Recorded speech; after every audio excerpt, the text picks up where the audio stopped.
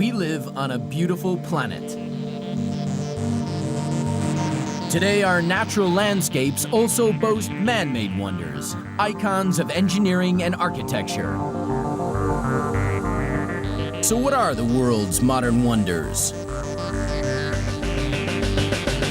We've compiled our top 7, from the tallest building on Earth to the longest underwater tunnel, from aviation's greatest airliner to engineering's greatest work of art. These are our modern wonders.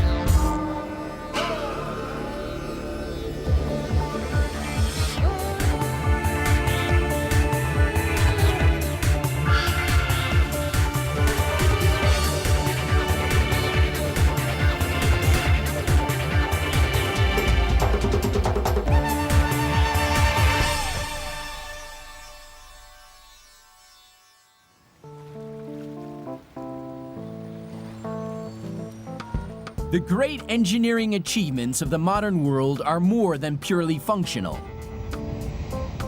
The visionaries who dreamed up their imposing shapes fused art and science to create structures of dramatic beauty. Our bridges, dams, and skyscrapers dominate our landscapes, as the pyramids dominated those of ancient Egypt. They are testaments to the creative genius of humankind. In the next 2 hours, we tunnel under, climb up, jump off, and fly with the greatest marvels the modern world has to offer.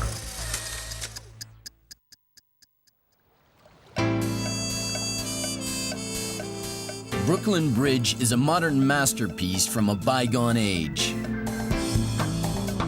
A symbol of humanity's ability to conquer nature, it was the moonshot of its day. When it was built, it was over twice as long as any suspension bridge on Earth. Its towers once soared above the Manhattan skyline. It was the first landmark of the vertical city.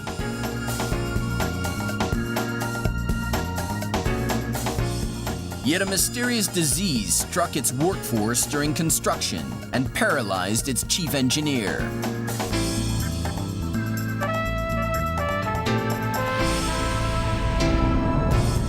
The Brooklyn Bridge spans New York's East River, connecting Manhattan and Brooklyn.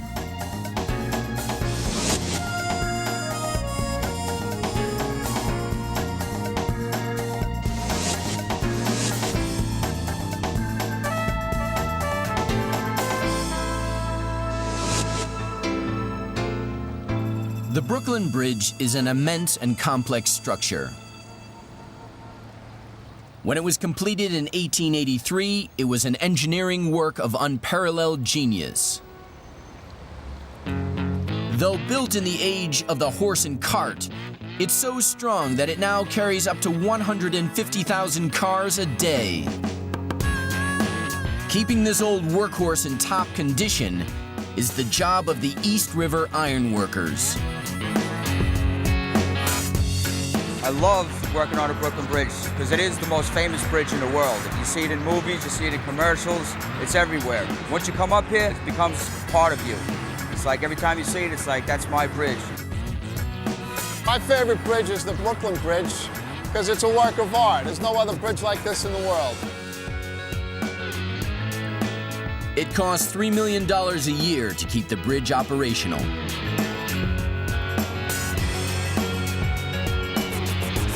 Today, the task is to reseal the joints on the cables. There's no way I could ever sit behind a desk, drive a bus, a cab. This is the best job in the world. You have total freedom here. You're out in the open. It's beautiful.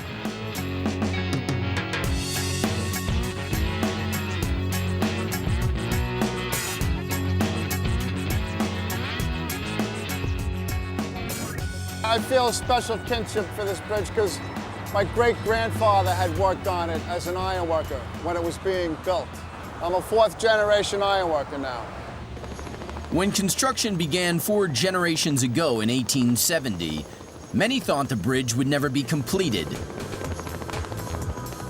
Over 1.25 miles long in total, the main span measures 1,600 feet. The Gothic towers stand 272 feet above the river. They hold the main cables, which in turn support the roadway.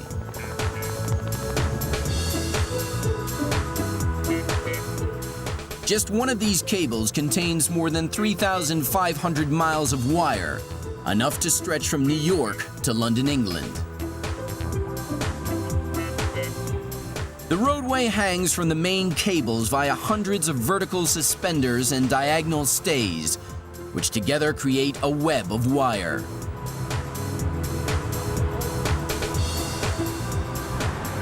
The bridge was designed to be robust enough to cope not just with the traffic of the time, but the traffic of the future.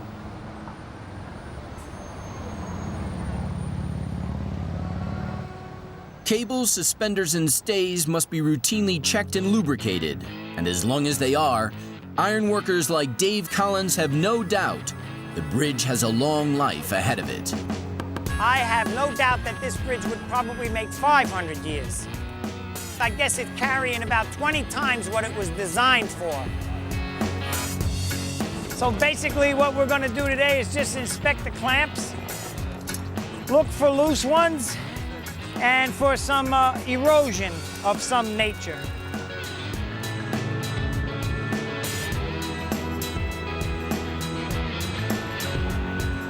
Yeah, these look pretty good. These are not bad at all. They're pretty tight. It doesn't look like there's any erosion.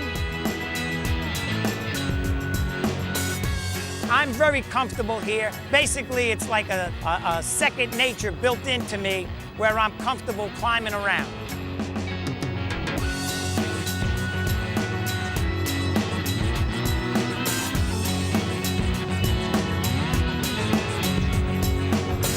That'll be it for today, I guess.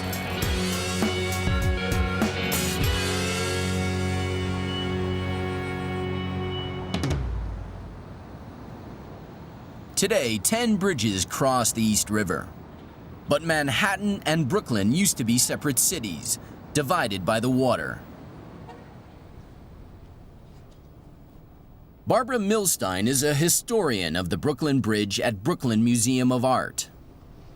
There was no way to get off the island, except literally by boat or swim across, which people did do occasionally. Until the brilliant John Roebling burst onto the scene with plans for a suspension bridge twice as long as any other in the world. Tragically, in 1869, he was killed while surveying the proposed site. His son, Washington, took over the project.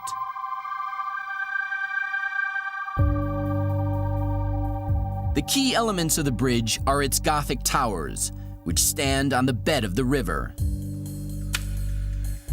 Each tower was built on top of a giant watertight box called a caisson.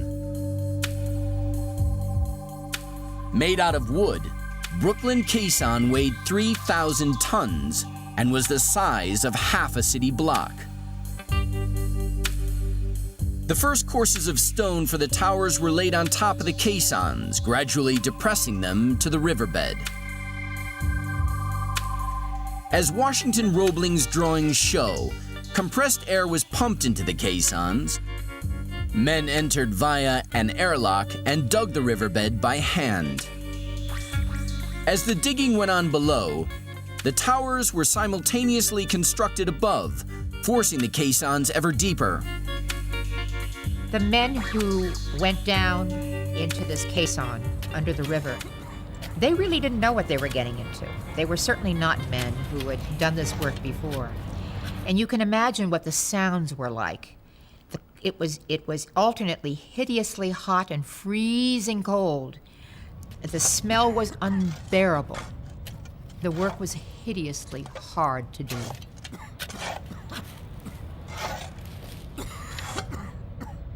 Several men died from a mysterious illness known as Caisson's disease. In fact, they were victims of what scuba divers now know to be the bends. The trips in and out of the pressurized caissons caused nitrogen bubbles to form in their veins, damaging their nervous systems. Washington Roebling himself was disabled by the bends, and he had to direct operations from his bedroom overlooking the construction site. It took over a year to complete the foundations. The men left the caissons for the last time, and they were filled with concrete. It took almost 14 years to complete the bridge, nearly 3 times longer than scheduled. It also cost 27 men their lives. It's difficult today to imagine the excitement generated by the opening of the Brooklyn Bridge in 1883. For the first time, people and commerce could move quickly and easily between Manhattan and Brooklyn. The two separate cities began to merge into one Big Apple. After the building of the Brooklyn Bridge, New York began to grow by leaps and bounds, by super speed. It was incredible, the development of the city. And thus, New York became one of the great cities of the world.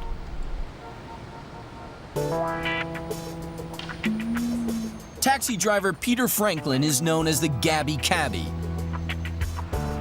He's an honors graduate from the streets of New York. There is no question that the Brooklyn Bridge is the single most representative item of the city of New York. Because in a way, the Statue of Liberty, yeah, that's the whole country. The Empire State Building, yeah, that's the whole state. But Brooklyn Bridge really is New York.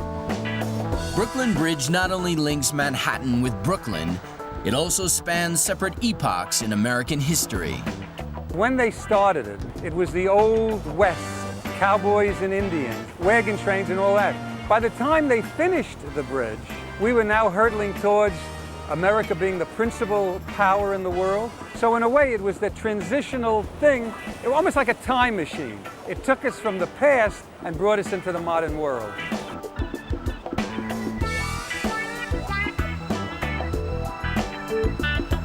When the Brooklyn Bridge was first completed, there were a lot of people who were afraid to walk across it. They were afraid to walk across it because they had never seen anything of this magnitude, and they thought to themselves, gee, is this thing going to stay up or not? Despite the fears, over 150,000 people turned up to walk across the bridge on the day it opened. As a matter of fact, on the first day, I understand they charged 1 cent for people to walk across. On the second day, realizing they had a good thing going, they charged 3 cents. And if that doesn't sum up businessmen of New York, I don't know what does.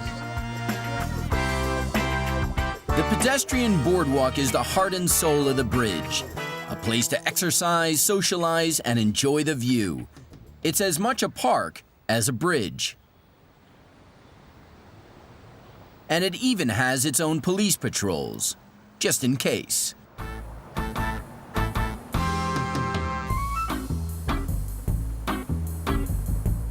The bridge, I think it brings a lot to the city because both Brooklynites and Manhattanites utilize the bridge on a daily basis, along with tourists from the United States and from all over the world.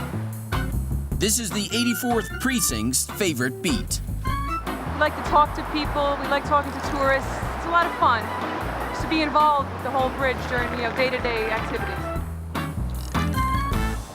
The bridge generates a sense of well-being.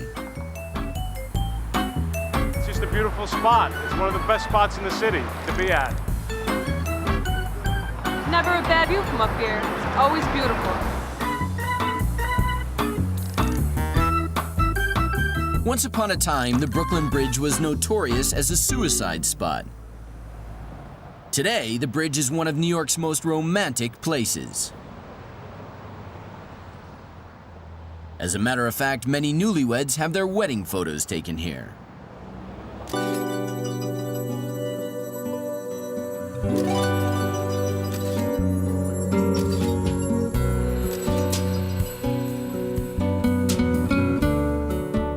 John Roebling never lived to see the bridge he designed.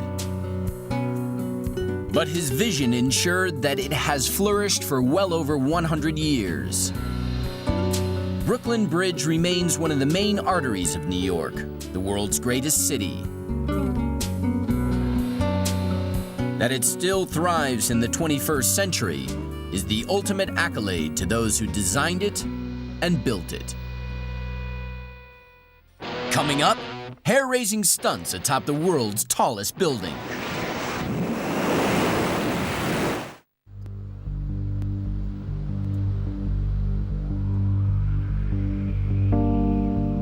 Ever since human beings began to build, they have tried to reach the heavens.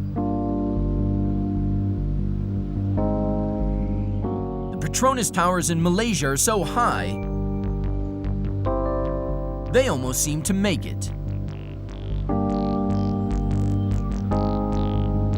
This is the tallest structure mankind has ever built. 88 stories of steel, glass, and concrete tower 1,500 feet above street level.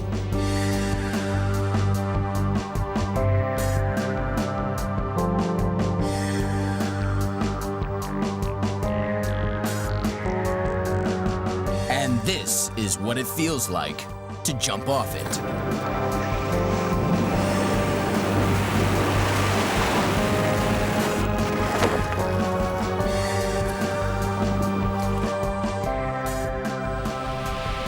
The PETRONAS towers are located in the Malaysian capital, Kuala Lumpur.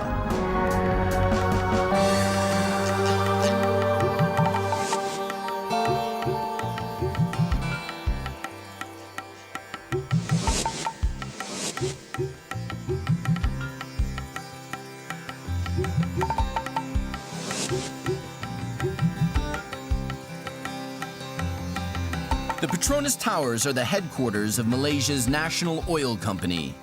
Each tower can house 5,000 employees. The towers are cloaked in 170,000 square yards of stainless steel and tinted glass. When the sun shines, they sparkle like tropical diamonds. They fill with light like cathedrals of old. There is a 6-story shopping center and even an opera house.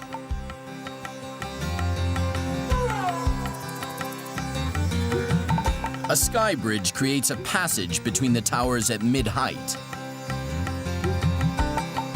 The result is a building that is as unique to Kuala Lumpur as the Eiffel Tower is to Paris.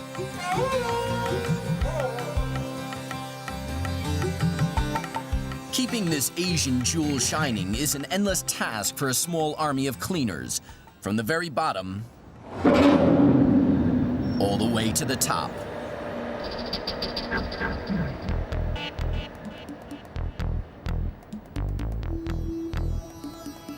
The PETRONAS towers have 32,000 windows, and each one is cleaned by hand.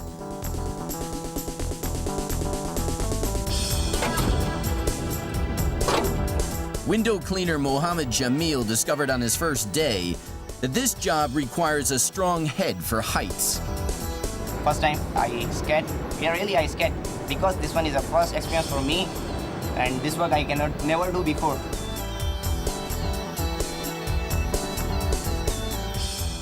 Even the wet sponges must be tied on. From this height, one would hit the sidewalk with the force of a falling brick. For us now, this work is very easy for us. I never talking about the new guy. I don't know about that. So approximately we finish one tower within 4 months or 5 months. Just in time to start all over again. This is one window cleaning job that's never done.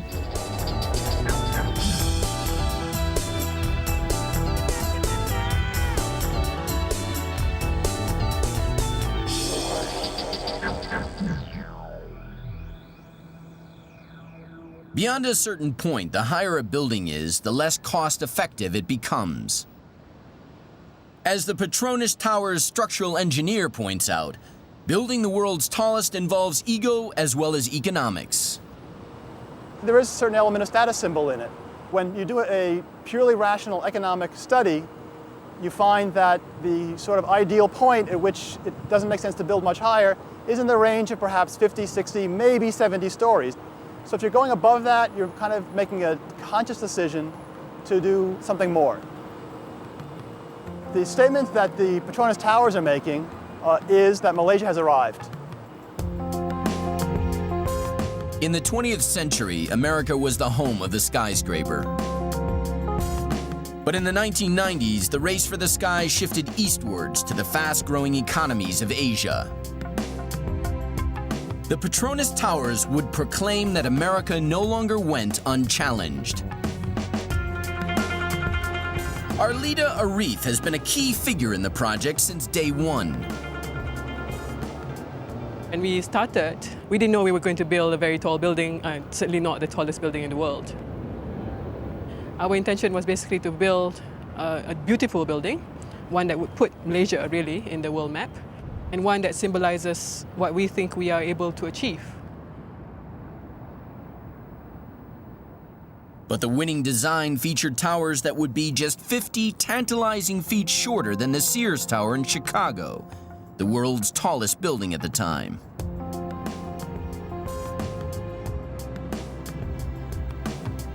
According to Arif, critical changes in height were then made for purely aesthetic reasons.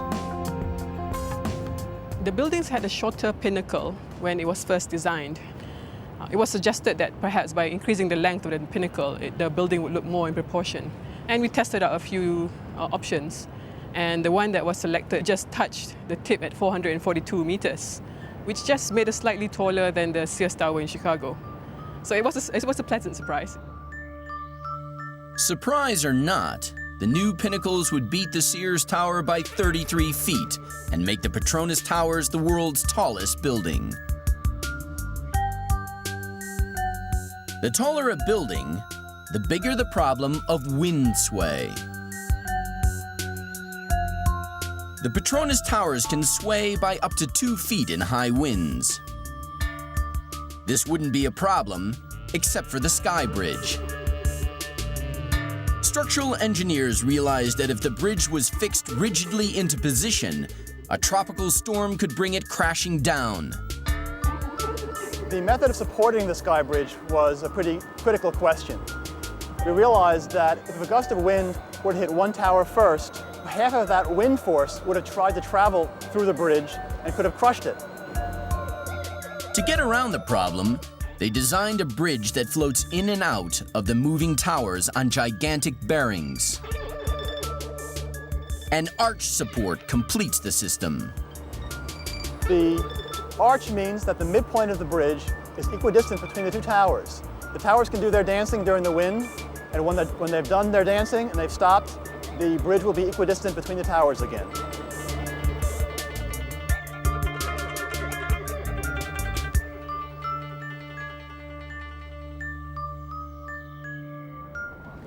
High above the Sky Bridge on the 88th floor, these men are in training. They are joining the elite group who clean the pinnacle of the building, its spires. These students are used to working from a window cleaning gondola, but that's child's play compared to where they're going. To clean the spires, they must become experts in rappel, also known as abseiling. They think they've got a strong head for heights. They're about to find out. We train them from the ball ring downwards first.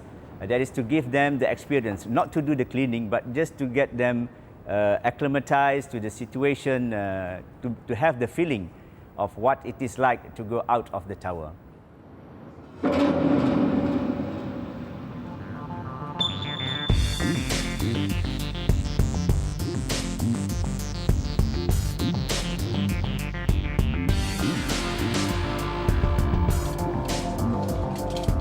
Train them in a few phases. The first phase is basic abseiling, and then knowing the rope works. And then we also train these boys to do changing from one rope to another whilst in air.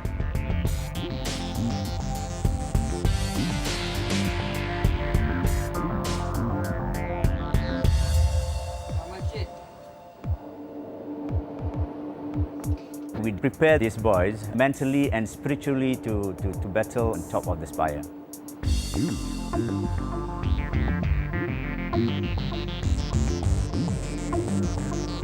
A student must undergo intensive training before his skill and nerve are ready for the spire.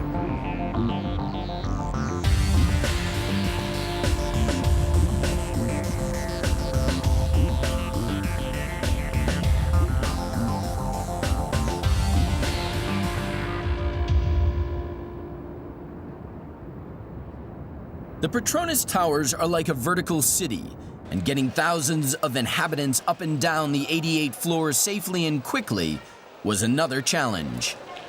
The design of elevators on a high-rise building or a skyscraper is a real challenge because you have a lot of people moving, tens of thousands of people moving up and down. They all want to get to work around the same time, go to lunch the same time, leave the same time. So you can end up with a huge backup.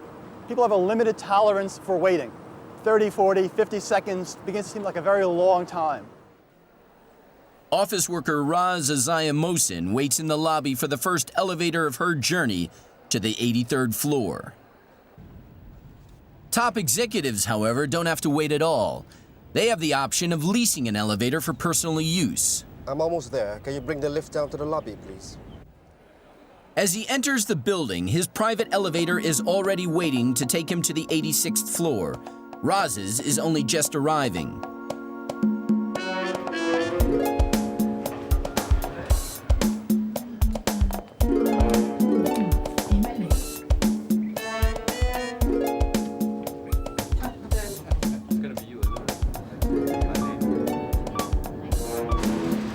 On the left, Raz's elevator ascends at 19 feet per second.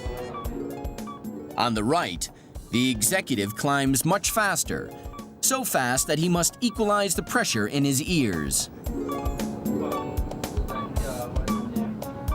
Raz's ride only goes as far as the sky lobby, halfway up the towers. While the executive continues on his way, she must take an escalator up one floor to catch her next ride, a local cab that will take her on to the top half of the tower. Meanwhile, the executive's private elevator has whisked him non-stop to the 86th floor. He's already at his desk working, while Raz is still on the move. By the time she reaches her destination, deals may have already been cut 3 floors above. Nonetheless, the elevator system has got her 1,180 feet up in less than 2 minutes. Up next, a death-defying climb to the top of the spires. These men are preparing to climb the spire of the world's tallest building, Malaysia's PETRONAS Towers. It's scary, but I don't have time to think. I just concentrate to my work. Hopefully, everything is go okay and clear.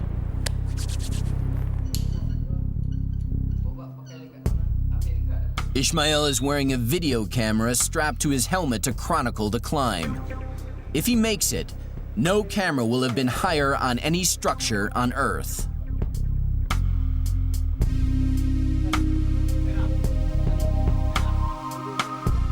I must prepare properly the rope on the right position.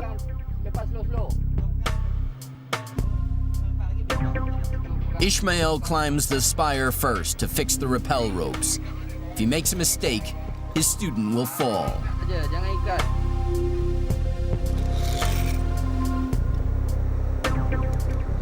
It's 150 feet to the top and 1,350 to the streets below.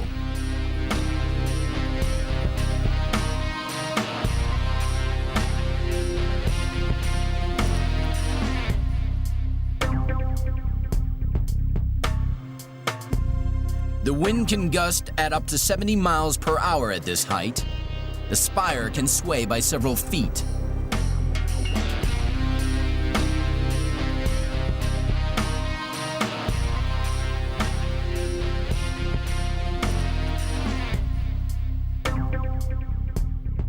Ishmael reaches the summit.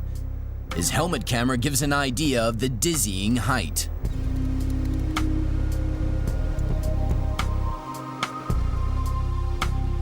With the rope fixed, the trainee begins his ascent.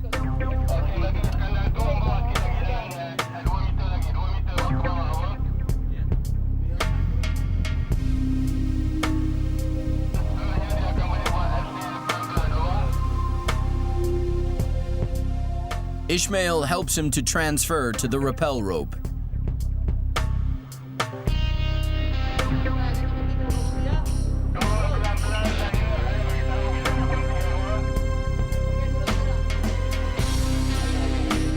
This job is so dangerous that the spires are cleaned only once a year.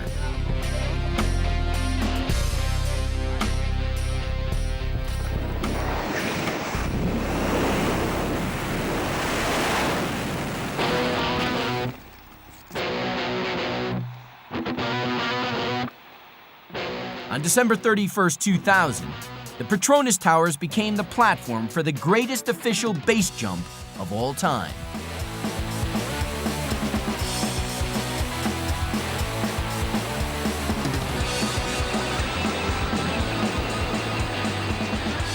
"15 daredevils from around the world leapt into a new millennium and straight into the record books."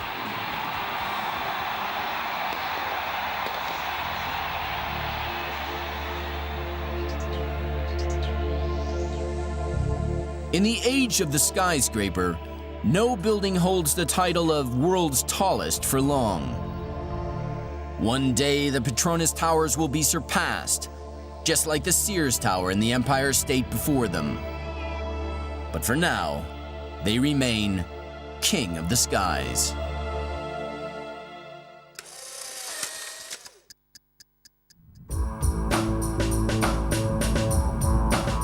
Concorde is the greatest civilian aircraft ever built. In the Aviation Hall of Fame, Concorde stands second only to the Wright brothers' maiden flight. Even before she leaves the ground, she goes like a bat out of hell.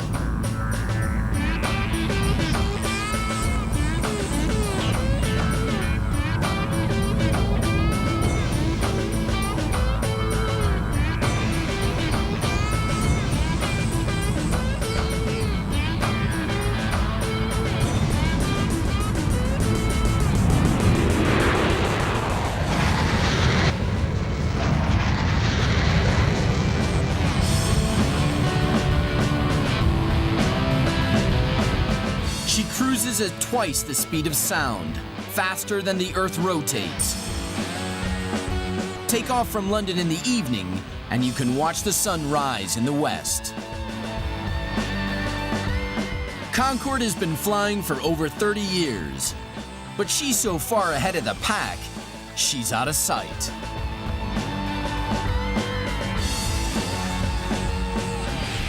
Concorde is an Anglo-French invention. She was conceived, developed, and perfected in Toulouse, France, and Filton, England.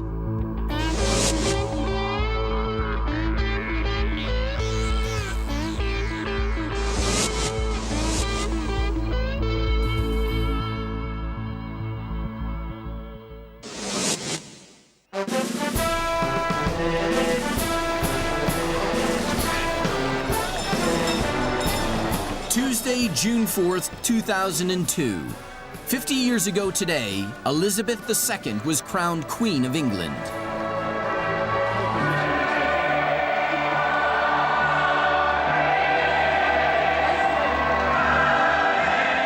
The crowning moment of this golden jubilee will be provided by another queen, Concorde, sovereign of the skies. At London's Heathrow Airport, Captain Mike Bannister is going through his pre-flight checks. Mike is the senior Concorde pilot in British Airways.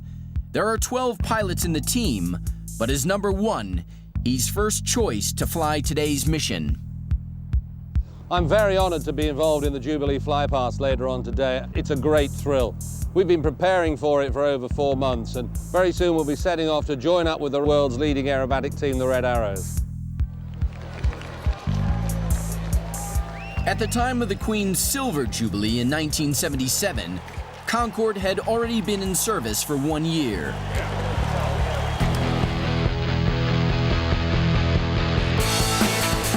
Remarkably, a quarter of a century later, she is still the world's only supersonic airliner.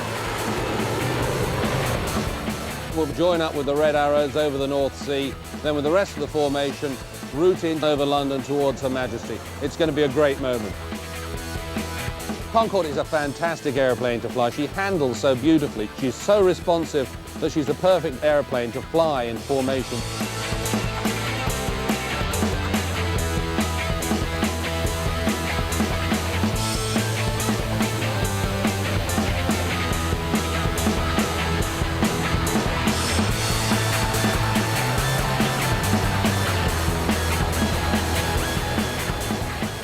I'm seeing all of the Mall and the whole of the front of Buckingham Palace. Truly millions of people there waving.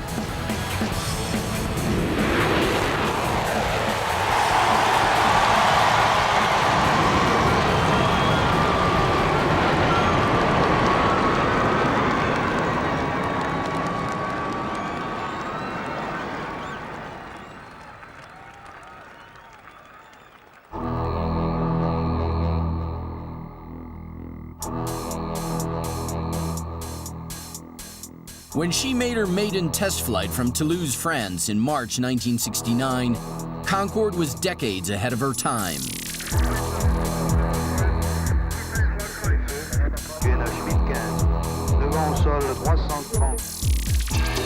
The transistor radio was still considered a neat new idea.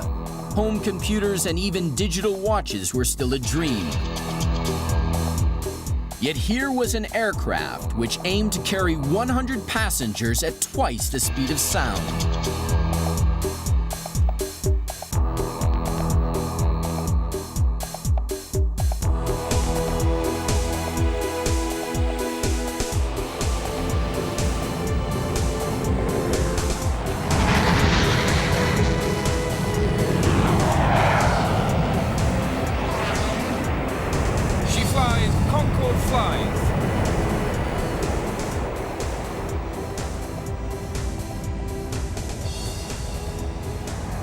Concorde first smashed through the sound barrier in a test flight on the 1st of October, 1969.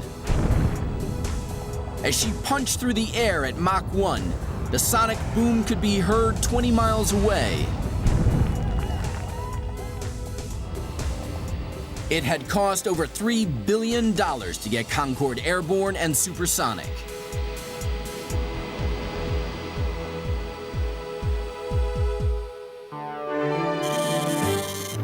The 4 engines each provide 38,000 pounds of thrust, the equivalent of 6,000 family cars.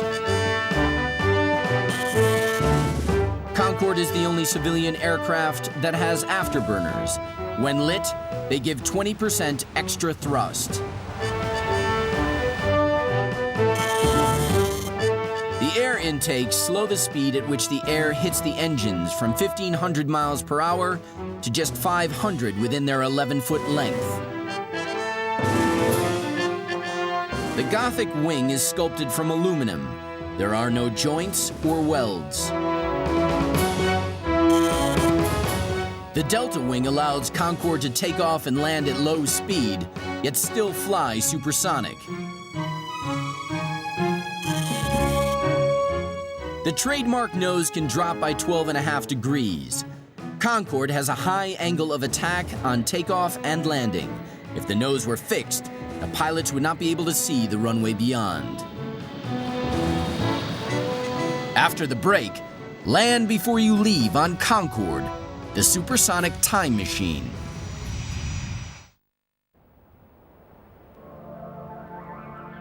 On the 25th of July, 2000, Concorde crashed just after takeoff from Paris airport. Both French and British Concorde fleets were grounded. The disaster marred a previously unmatched safety record. A tire had punctured on takeoff, sending shrapnel into the fuel tanks encased in the wings. Amongst other measures, Kevlar linings were fitted to the fuel tanks to prevent recurrence, and within 15 months, the revamped Concorde was back in business.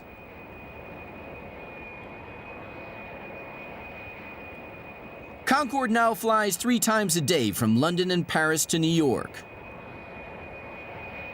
She makes the 3,400-mile flight in less than half the time of a jumbo jet. She does it thanks to a series of engineering miracles. The pilot lights the afterburners for takeoff.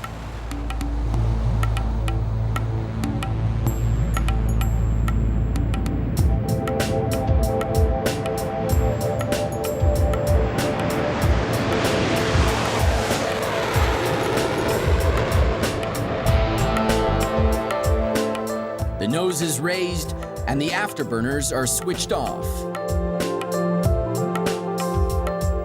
Concorde won't go supersonic until she reaches the Atlantic, 150 miles to the west. Hello, ladies and gentlemen, cruising along now, 26,000 feet at just under the speed of sound. We're estimating arrival in New York just over 3 hours from now, touching down around 10 minutes past 9. Over the Atlantic, the pilot can really open her up. The afterburners are relit, and Concorde slips effortlessly through the sound barrier. You would just go gently through the speed of sound, and you'd know you're through the speed of sound because as the shock waves start to form, all the pressure instruments give a slight kick, and you know you are truly supersonic. This plane is built for speed, and the faster she goes, the better she performs. At Mach 1.7, the afterburners are switched off again, and she accelerates to twice the speed of sound unaided. She's almost 60,000 feet above the Earth, on the edges of space, and flying as fast as a speeding bullet.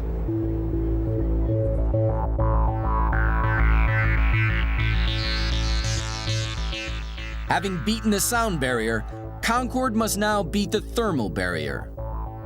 At Mach 2, air friction heats her skin to 260 degrees Fahrenheit, well above the boiling point of water. Concorde's engines power the air conditioning system.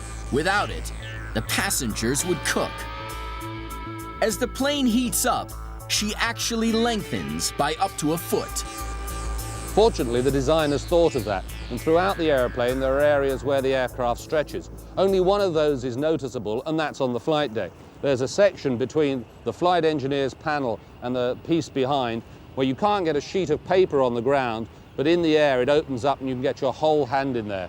There's an apocryphal story about one of the early pilots putting his hat in that gap in supersonic flight. When he came down and landed, he couldn't get it out. At this speed and height, jet fighter pilots must wear pressure suits and oxygen masks. Yet Concorde's passengers and crew need no special apparatus. It is the ordinariness of the ride that makes her so special.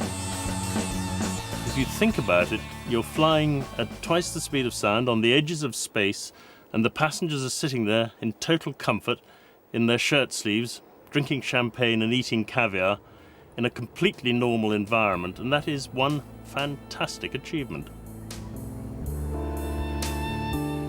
In 1996, Concorde made the transatlantic flight in record time, 2 hours, 52 minutes, and 59 seconds. That's an average ground speed of over 1,200 miles an hour for the entire flight. New York is 5 hours behind London time, and as the flight takes less than 3.5 hours, Concorde lands before it leaves. Concorde is a time machine. She's a great airplane to fly from a pilot's perspective and a fantastic airplane from a customer's point of view. I mean, nothing else offers you the opportunity to buy back time, to travel faster than the Earth rotates, to literally arrive before you leave. 30 miles out from New York, the pilot lowers the nose cone ready for landing.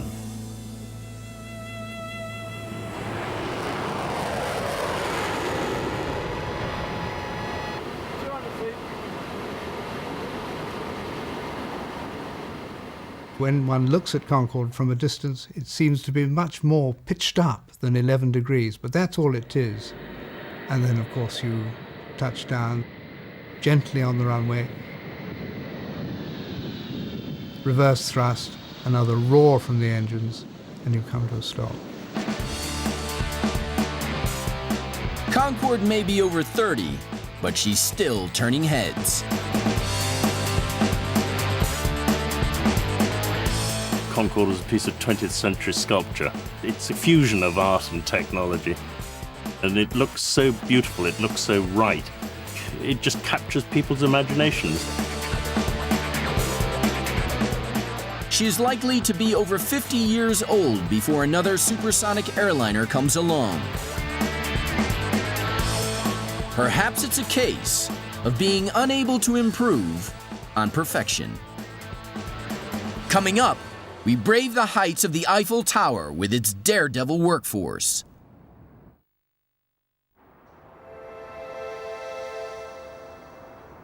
The Eiffel Tower is Europe's most recognizable landmark.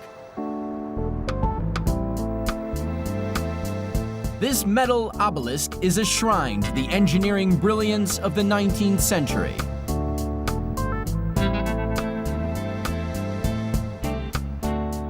It attracts more paying customers than any other monument on the planet.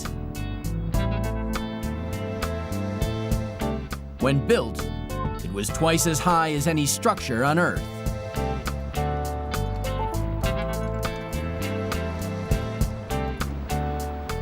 It remained the world's tallest building for 40 years. Incredibly, the tower was erected as a temporary structure and was nearly demolished almost a century ago.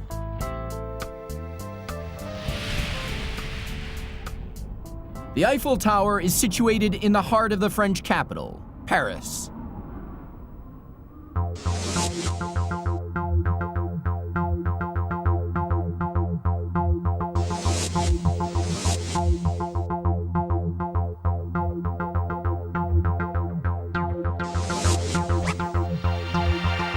The Eiffel Tower has graced the Parisian skyline since 1889, the centennial of the French Revolution. That year also saw Paris host the World Fair, an international celebration of science and technology. The French government wanted an engineering masterpiece to honor the events, and it got one.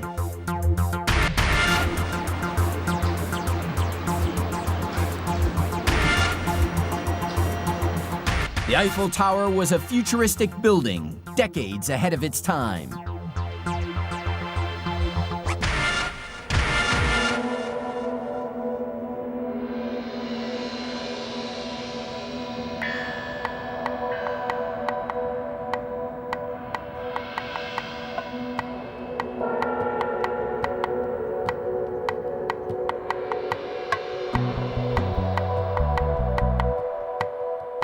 These men are sky painters.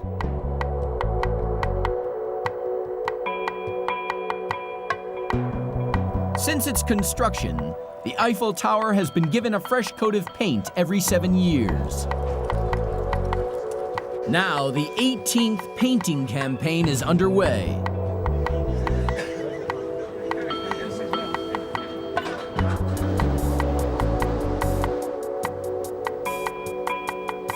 The crew is working just below the 3rd floor, almost 1,000 feet above the ground.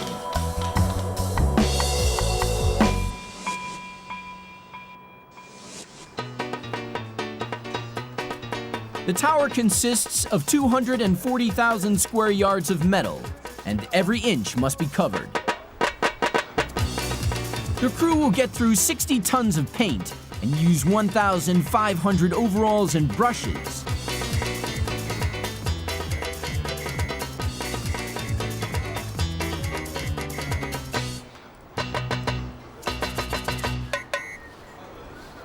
Over the years, this Iron Lady has worn different colored coats.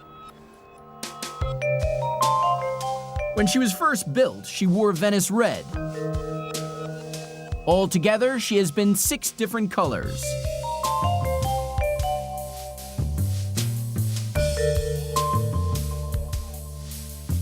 Since 1968, she has been Eiffel bronze.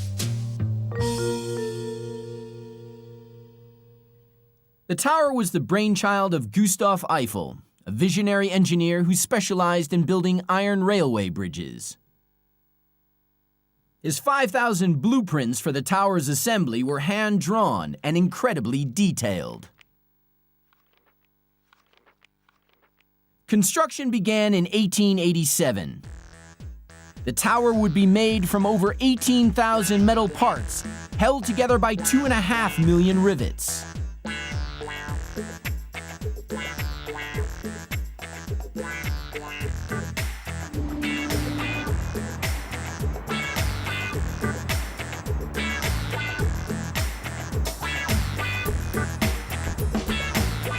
It took just 100 ironworkers to assemble the tower. To the Parisians watching from the streets below, they were virtually invisible. Seen from the ground, when you could see about 80 people spread on that surface at 50 meters, it looks like ants you don't see anymore. So people had the impression the whole thing was going up by itself.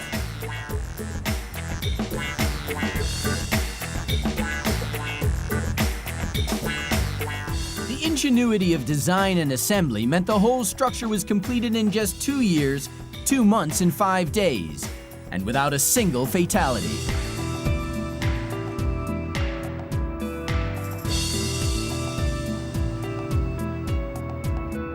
The tower is shaped by aerodynamics. It is literally sculpted by the wind. Every curve, every strut was designed to minimize the amount of wind resistance. The spaces between the iron were as important as the iron itself. The metal structure weighs only 7,300 tons, yet it barely moves, even in the strongest winds.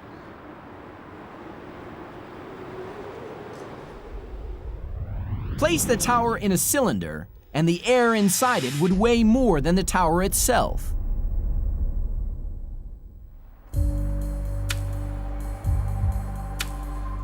The physical beauty of this spider web in the sky saved it from an early demise.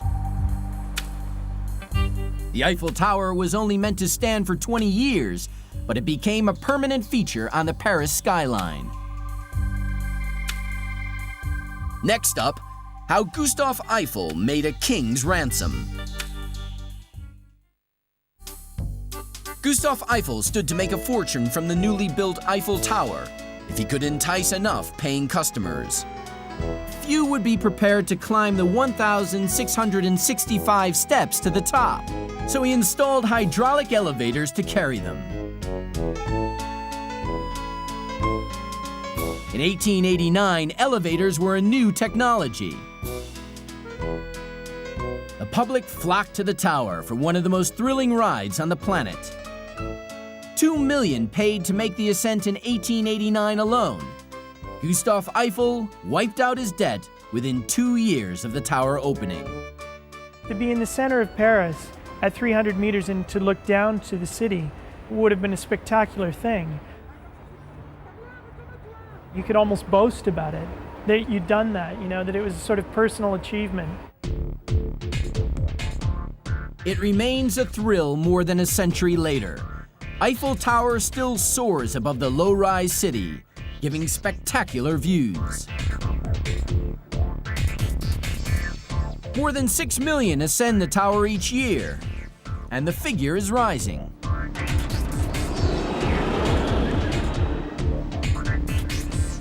All the more incredible, then, that the hydraulic elevators from the 19th century are still operating. They are maintained by a team of dedicated engineers. These lifts are probably the last example of the 19th century technology. Still working, still used. and we do intend to keep them alive. This cylinder weighs over 200 tons. As the cylinder drops, it pushes this piston. The piston pushes this trolley, which in turn pulls these cables, which lift and lower the elevator cabins.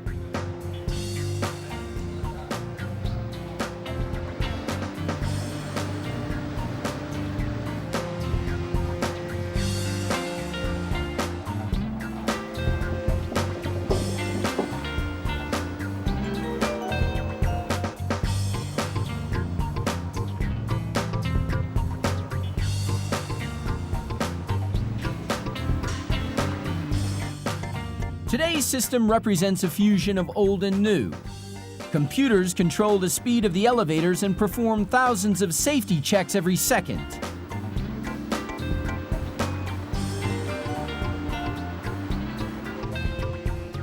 And yet the pistons are still lubricated as they always were, with goose fat.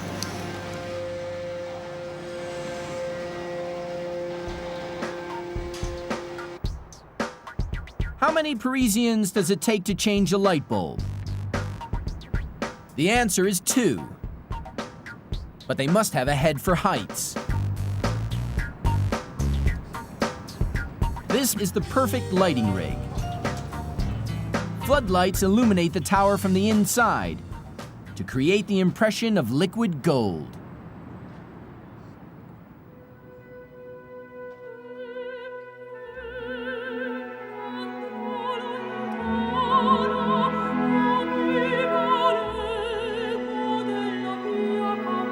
Eiffel Tower was a pioneering work of genius.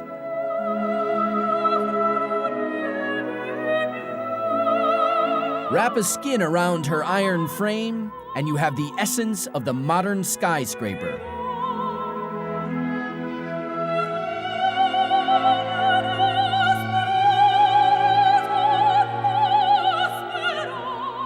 She has stood guard over Paris for more than 100 years. Yet she remains a modern icon, an anthem to the world of iron and technology.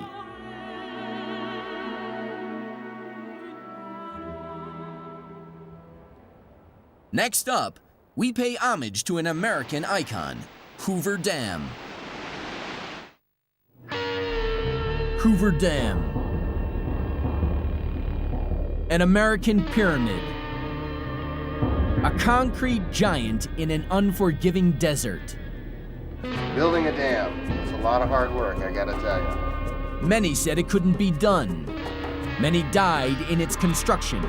Hoover's not just any dam, it was the first of its kind, size, magnitude. Its completion was a victory of human courage in the face of adversity. It tamed the mighty Colorado River, made the desert bloom, and changed the southwest of America forever. It's just incredible to watch and work around the power of water. Hoover Dam straddles the state line between Nevada and Arizona in the American Southwest.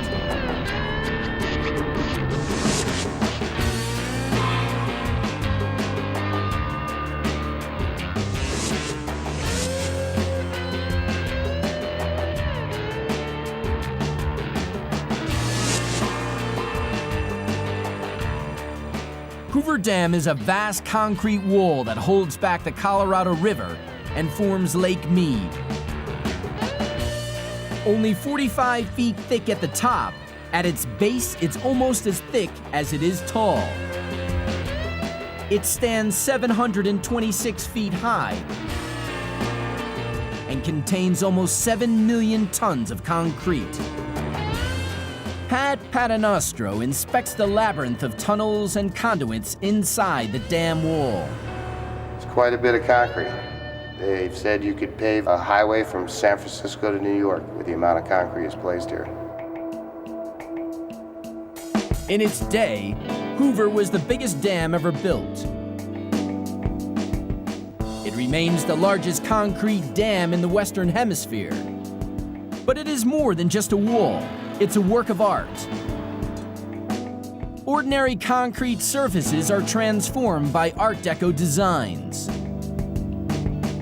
There are intake towers standing 400 feet above the lake bed. Italian craftsmen applied the finishing touches, which give the dam its outstanding beauty.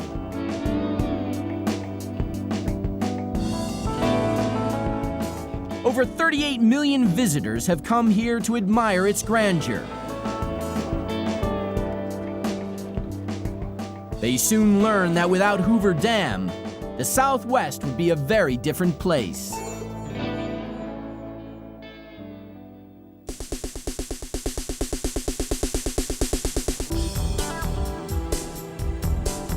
Before Hoover Dam, Las Vegas was an unknown railroad stop in the middle of the desert. The dam brought water and electricity, fame and fortune to Nevada. Vegas has never looked back. In LA, too, the population relies on Hoover for much of its power and water. The dam generates 4 billion kilowatt hours of hydroelectricity every year. Hoover's power plant contains 15 130 megawatt generators.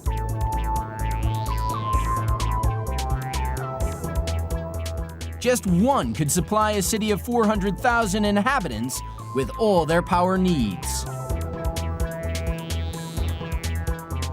But hydroelectric power is just a commercially useful byproduct.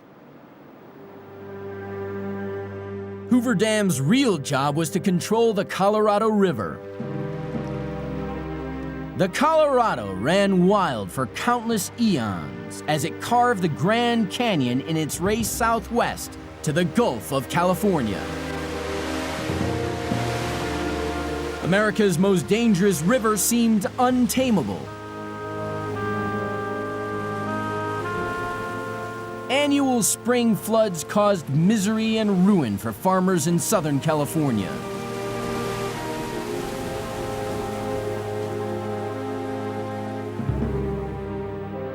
When the river dried to a trickle in the hot summers, crops withered and cattle died. Hoover Dam was conceived to control floods and store water for irrigation. Work began in 1931 during the Great Depression. For unemployed young men like Lee Tillman, news of the Hoover Dam project was electrifying. I read in the newspaper and heard on the radio that they were going to build a big dam down on the Colorado River, and that the government was going to spend $165 million. That was a lot of money in those days, and it had a promise of an opportunity for a young man. I was 18 years old. Along with thousands of others, Lee headed for Las Vegas. He was one of the lucky ones and quickly got a job as a truck driver. I got $5 a day driving a truck down there. I could go into a grocery store and feed my family for a week on $5. So, you know, there's a big difference between, you might say, nothing and $5 a day.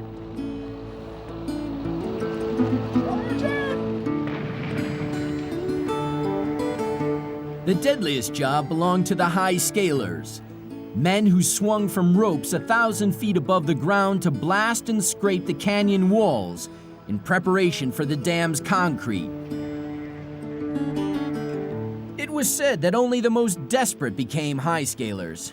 If you weren't starving, you didn't need this job badly enough.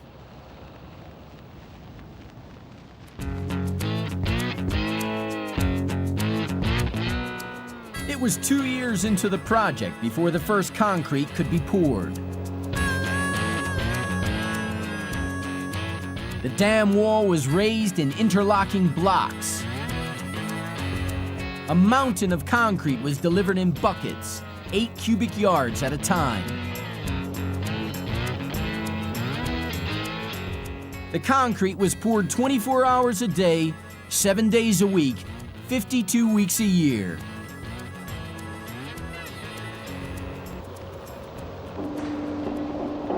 working conditions were extreme. 1931 was the hottest year on record. Temperatures soared above 140 degrees Fahrenheit. None of us were used to this heat that came from someplace. So there's no place like the heat was here then. The canyon was an oven. By August 1931, 14 men had already died of heat exhaustion. The conditions were so harsh that at first Lee barely registered the magnitude of the project. After it began to come up a little ways, I remember thinking one time, my gosh, I'm a part of something that's just tremendous. And from then on, every time I'd come down, I'd see that dam seem like it'd grow a little bit every time I come down. And it was amazing. And then I really began to feel I was a part of something very important. For 2 solid years, the concrete continued to pour. Then, on the 29th of May, 1935, the job was done. 2 years ahead of schedule and under budget, an army of the unemployed had written itself into the history books.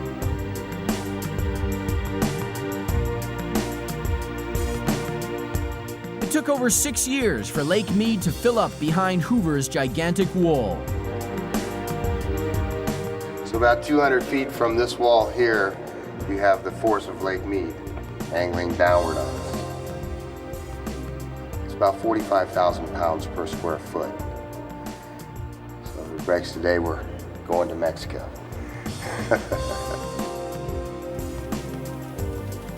Hoover Dam and Lake Mead transformed the Southwest almost overnight. They stopped the vicious cycle of flood and drought, replacing it with a constant flow of water. Southern California became America's salad bowl.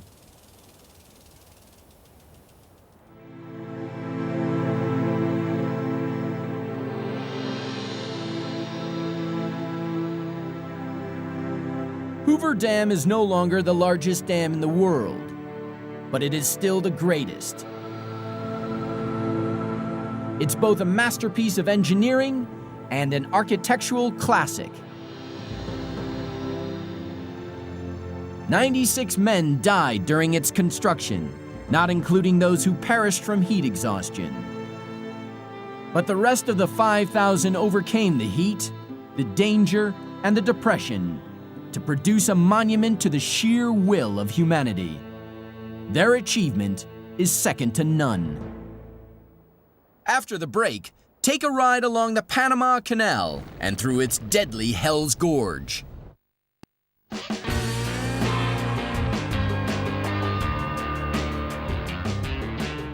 This is the world's greatest man-made waterway. As early as the 16th century, people dreamed of a canal which could link the Atlantic and Pacific Oceans. It took over 150,000 workers 20 years of toil to dig the 50-mile passage. On average, 600 workers died for each mile of canal hewn from the tropical jungle.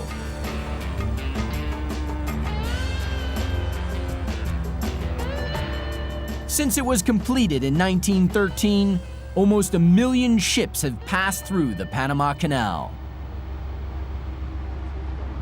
Before the canal, it took 6 weeks to sail from New York to San Francisco via the treacherous seas around Cape Horn.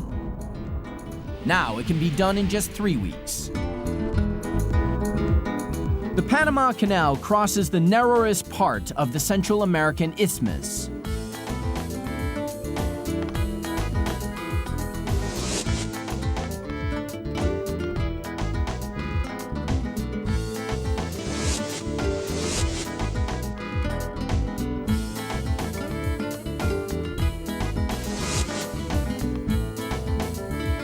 Panama has a mountainous interior, so the canal is not a simple trench between oceans.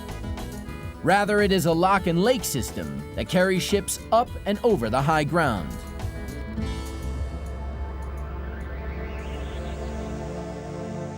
The Panama Canal is an ingenious water elevator.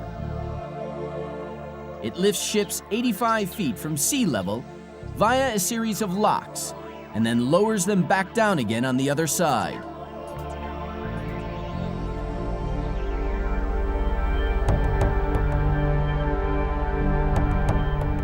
The Eleonora is designed to squeeze through the locks and cuts of the canal. She's about the size of the Titanic. Tugboats buzz around her as she approaches the Miraflores Lock at the Pacific end of the canal.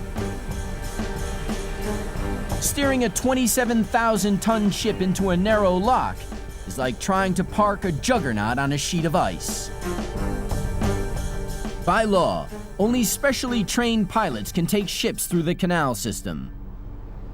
Stop engine. Stop engine. Oscar Soto has been a Panama Canal pilot for 10 years. Now passing 327, sir. Captain, we go to the port wing, please. Port wing? Yes. Midship! Midship! Midship! Rudder midship, sir! The Eleanor's captain must surrender his authority to Oscar while the ship is in the canal. Panama Canal is the only place in the world, so far as I know, that the pilot takes full control of the navigation of the ship.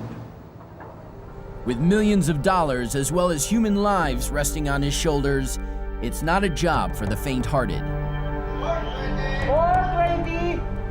Thank you!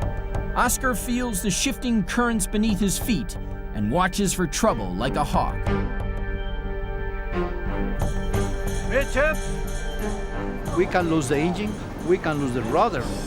There could be a failure in the locks. So we have to be ready for everything. Dead flow ahead! A pilot must always think 2 steps ahead. The Eleonora only has inches of room on either side. Dead flow ahead!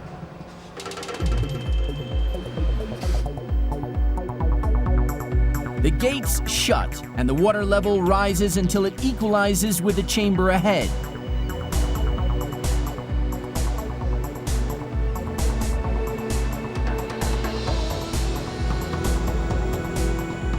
The gates open and the ship moves on.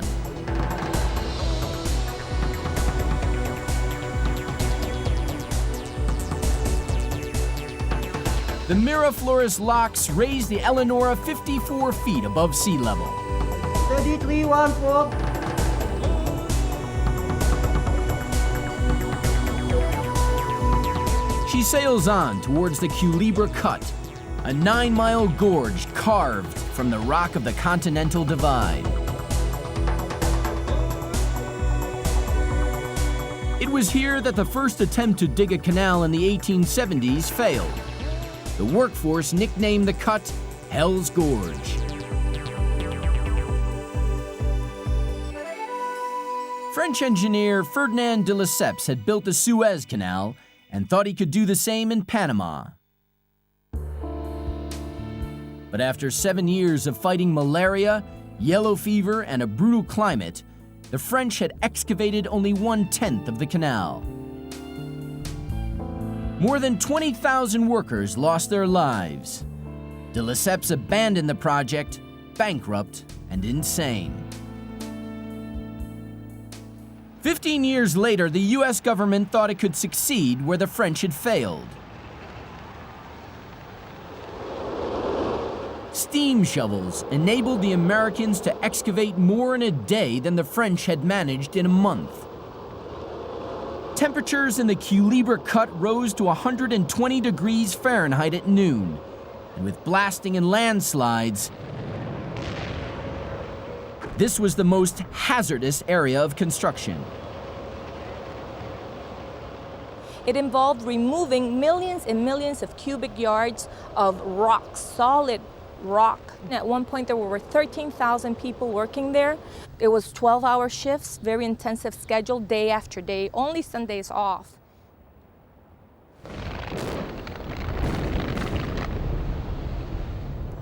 Almost 100 years later, blasting still goes on. Canal widening is part of the modernization program designed to increase the flow of traffic through the canal. 13,000 ships a year negotiate its locks and waterways at an average toll of $56,000 each. After passing through the Culebra Cut, ships sail on to Lake Gatun.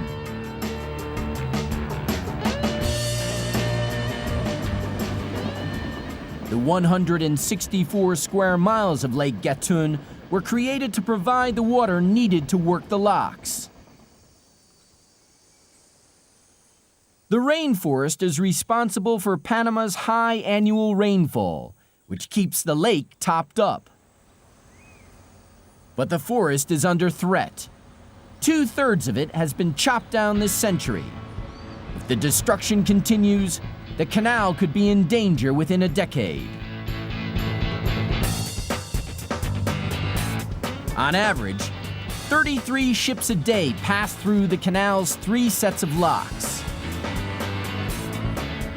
Each one uses 52 million gallons of water, a loss to Lake Gatun of 3 billion gallons every day, the equivalent of 3,000 Olympic swimming pools. When ships reach the end of Lake Gatun, they are lowered down to sea level through the Gatun locks. These locks are a giant machine of concrete, steel, and water. Once through the Gatun locks, it's plain sailing out into the Atlantic. The creation of a water passage across Panama was one of the great human achievements, the realization of a 400-year-old dream. These 50 miles between the oceans are among the hardest ever won by human hands. Up next, a battle through miles of rock beneath the sea to dig the Channel Tunnel. The English Channel, a stretch of sea that separates England and France. For centuries, people dreamed of digging a tunnel beneath it, but all who tried failed. In the 1980s, the French and English joined forces to try again. This time, they did it.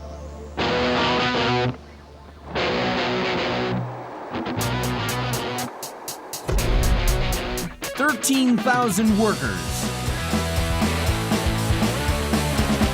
10 million tons of equipment, 93 miles of rock. This is the longest marine tunnel in the world. Many believe it's the world's greatest modern wonder. The Channel Tunnel passes beneath the sea between Folkestone, England, and Coquelles, France.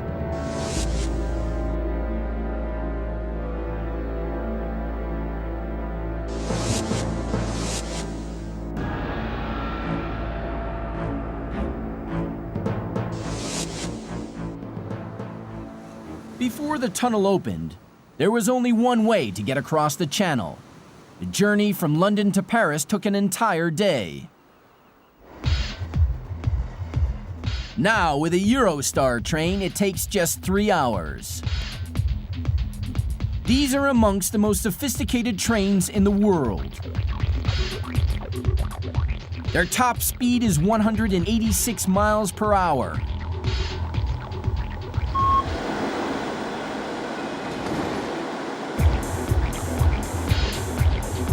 Eurostar really flies. It gets you from the center of London to the center of Paris in less time than it takes by plane.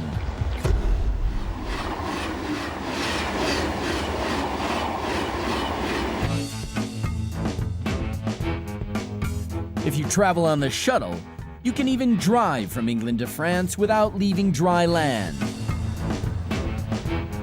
But before the tunnel opened, this man crossed from England to France on foot. The last time this happened was during the Ice Age.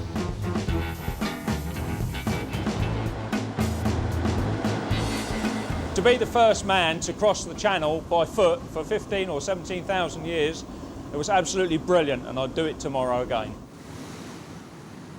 On the day in question, he was 150 feet below the seabed, 13 miles from England. French territory was just a yard away. He was one of the army of tunnel tigers who were digging the Channel Tunnel.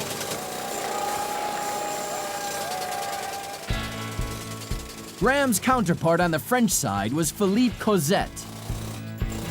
Both sides had been digging towards each other for a total of 24 back-breaking miles. Now they were separated by a yard of rock. At 11:13 a.m. on December the 1st, 1990, England ceased to be an island. We reached through, we shook hands, we exchanged greetings and we exchanged the flags. When we actually broke through, there was a wind howling through the hole, and it actually took my helmet off.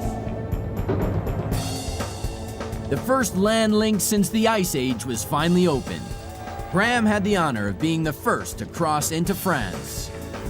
Philip and myself do realise that we were involved in a moment of history, and we realise that it's only going to happen the once. Because even if you do another Channel Tunnel, they're not going to break the record. We've done it. We've made history. It took the Tunnel Tigers 3 years to dig their way into French territory. By train, Graham's journey from coast to coast takes only 20 minutes.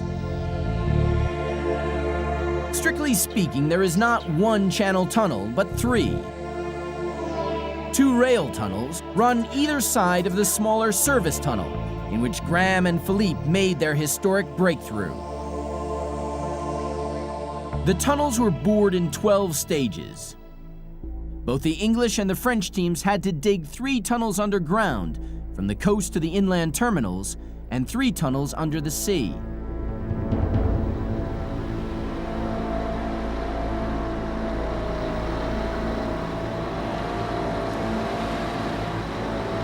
This is not Cape Canaveral, but Folkestone, England. Not the stages of a space rocket, but sections of a tunnel boring machine, or TBM for short. 11 TBMs were used to dig the Channel Tunnel. The largest weighed over 600 tons and measured almost 30 feet across. The sharp end of a TBM is only the tip of the whole machine. The main body stretches back 800 feet and is manned by a crew of 80. The gigantic rotating jaws got to work on the 15th of December, 1987. Its tungsten carbide teeth and blades began to tear their way through the rock. The TBM is a self-sufficient tunneling machine that can dig up to 190 feet of tunnel a day and install concrete lining on the walls.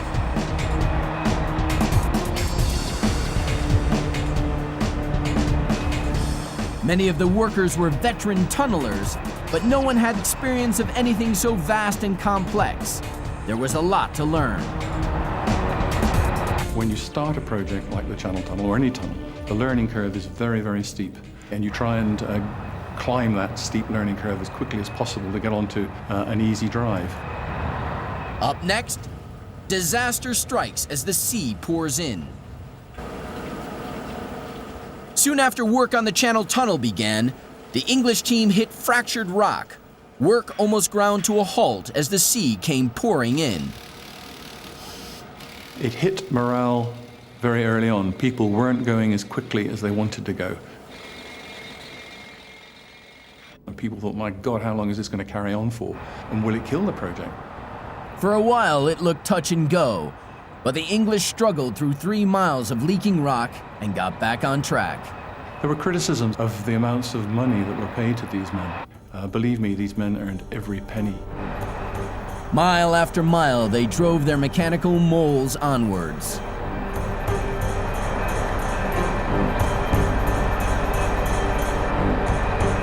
The high points came whenever one of the 12 sections of tunnel was completed.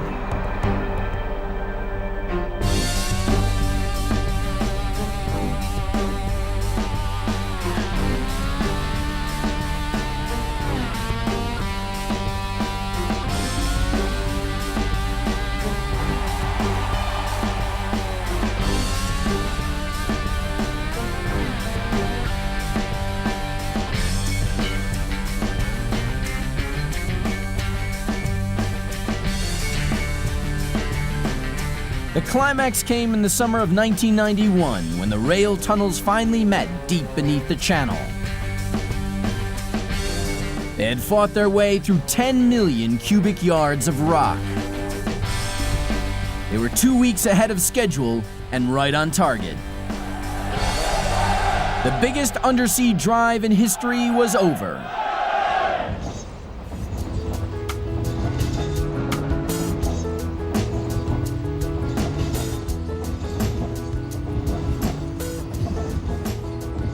Today, the tunnel contains high-speed rail lines which carry more than 300 trains a day.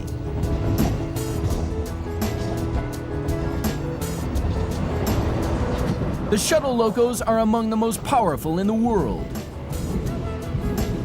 They carry cars and trucks, and their rolling stock are the largest on Earth.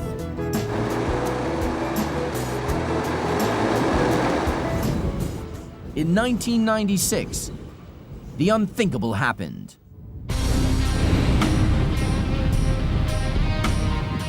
On the 18th of November, a shuttle carrying trucks from France to England caught fire.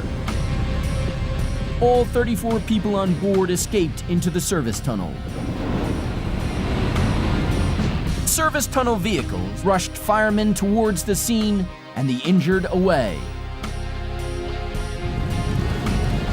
The rail tunnel became a blast furnace, reaching almost 2,000 degrees. The train wheels fused to the track. The disaster cost Eurotunnel almost $500 million. But the safety systems worked. The service tunnel remained clear of smoke and no one perished.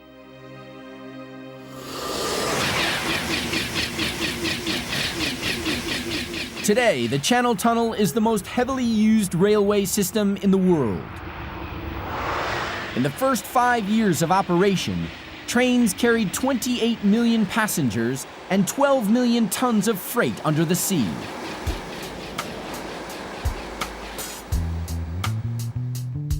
Digging the Channel Tunnel was one of the greatest engineering challenges of the 20th century. Its success makes it a contender for the title of the greatest engineering achievement of all time.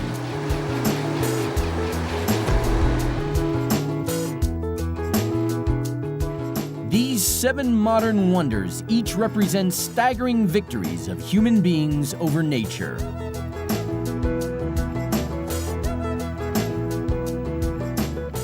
They are celebrations of our creativity, monuments to our imagination.